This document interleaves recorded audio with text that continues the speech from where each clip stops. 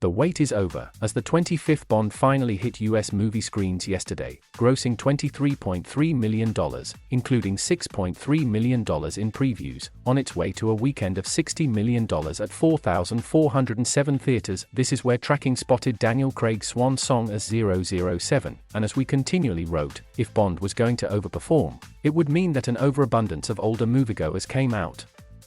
Bond inherently is a property that skews older, and not younger like the Marvel properties.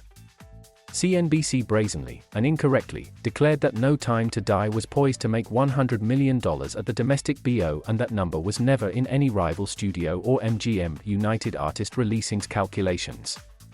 Even though advance ticket sales were outpacing Venom, Let There Be Carnage, in the pandemic era, all box office forecasting has been thrown off course. That, in addition to the fact that in general, pandemic moviegoers make their decisions to go to the theater largely that day, not in advance.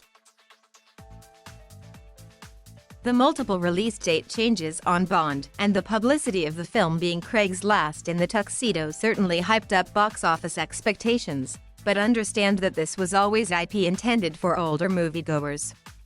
It was never expected to be a Marvel movie, and many look back at Skyfall as an anomaly, given how it truly tapped into Bond's past in a way that no other title in the franchise did. Rival distribution brass aren't throwing any shade on No Time to Die's opening, even though it's the third best, currently behind Skyfall and Spectre. In fact, they're thrilled. In an October where Venom 2 can open to $90 million, then Bond to $60 million, Halloween Kills to $40 million, and Dune to $30M plus, that's fantastic, said one non-MGM suit to me yesterday. Again, Monday morning isn't a time for streamers to take a victory lap. Moviegoing is waking up, especially coming off of last weekend. Consider the fact that No Time to Die's opening is right around where Mission Impossible, Fallout and Mission Impossible, Rogue Nation opened stateside. That's the wheelhouse for these older-leaning spy action films. No Time to Die, starring Daniel Craig, grossed $23.3 million on its opening day in the United States. Other things to know about Bond: this is the longest Bond ever at 2 hours and 43 minutes. While time never slowed down box office for the latest Star Wars or Avengers movies, it does play into whether or not the older folks come out. ComScore/Screen Engine shows that 37% of No Time to Die's ticket buyers were over 45, proportionally a higher share than Spectre's 29%. No Time to Die's opening day is the fourth best among the Craig titles, behind Skyfall's $32.7 million, Spectre's $27.4 million, and Quantum of Solace's $27 million. The pick's first day is ahead of Mission Impossible 6's opening day, and Mission Impossible Rogue Nation. Bond always makes his lion's share abroad, and many are very encouraged and thrilled by the pick's offshore estimated tally through last week of $150 million. Nancy will have an update soon on how No Time to Die is doing this weekend.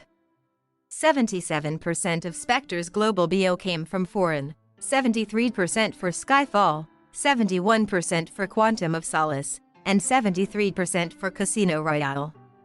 I hear the IMAX holds in offshore markets are fantastic, -20% on Scandinavia, -30% in the UK, and -20% in Singapore and Taiwan.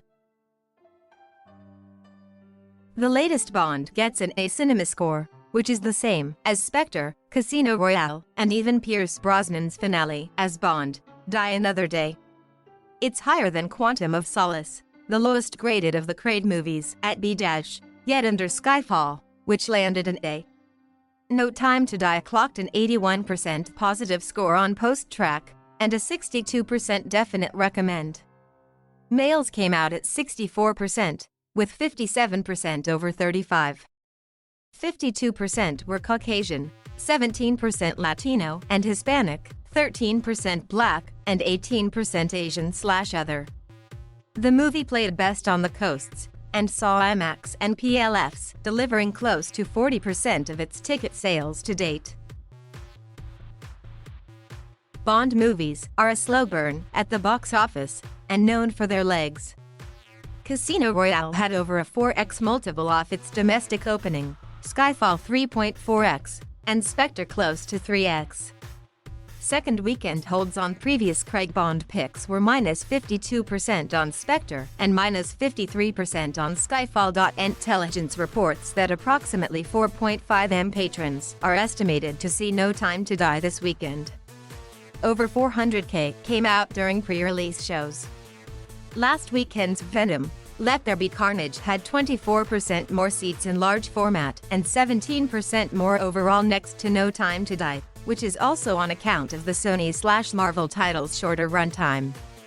On opening day, 22% of patrons saw No Time to Die in large format versus Venom 2's opening day, which saw 26% from those auditoriums.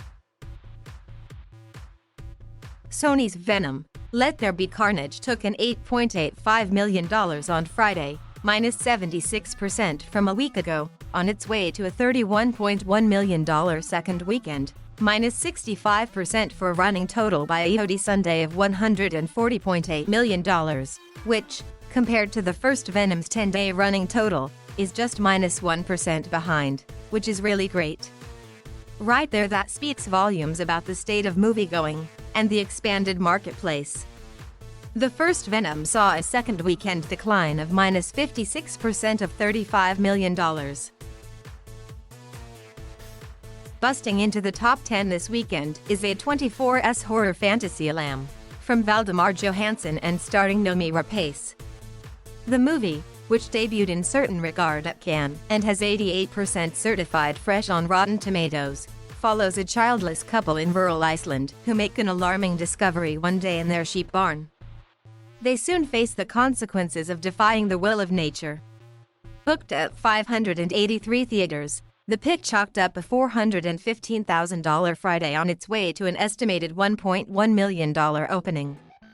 On the plus side, it's a number that's ahead of the $1 million debut of Focus Features The Card Counter, which opened to $1 million at 580, that pick only legging out to $2.6 million. On the downside, I hear the core runs in New York, LA, and Boston were halfway decent. Greenwich Entertainment has Jimmy Chin and Elizabeth Chai Vassar-Healy's Nat Geo feature The Rescue in 8 markets and 5 screens. I hear the pick did a great $129,000 at the Angelica in NYC. The pick, about the Thai cave rescue, did around $25,000 on Friday, and could do around $81,000 for the opening weekend, for a notable pandemic $162,000 per screen. The docu is 98% fresh on Rotten Tomatoes.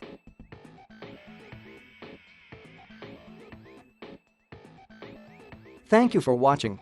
Please subscribe.